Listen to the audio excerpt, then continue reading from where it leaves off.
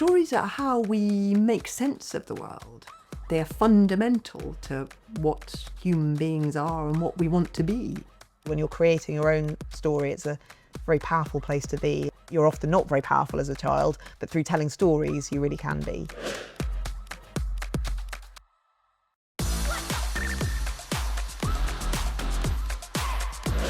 The Story Museum gives children a setting where they can really get into stories in a way that, however creative you try and be in the classroom, you just can't recreate. Masses of fun.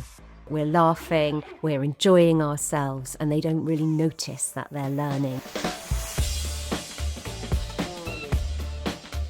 The skills the children develop in the workshops are primarily story building. There's a lot of collaboration, so we get the children to work in groups, talking to each other, listening to each other, all of what you might call soft skills, but that are so essential.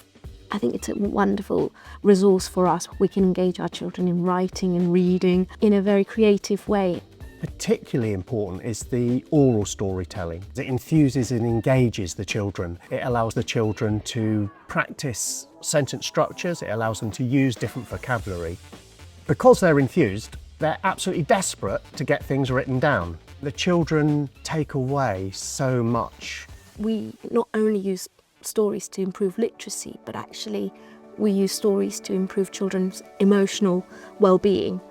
What we find is that the children who are more confident in telling stories find the curriculum easier.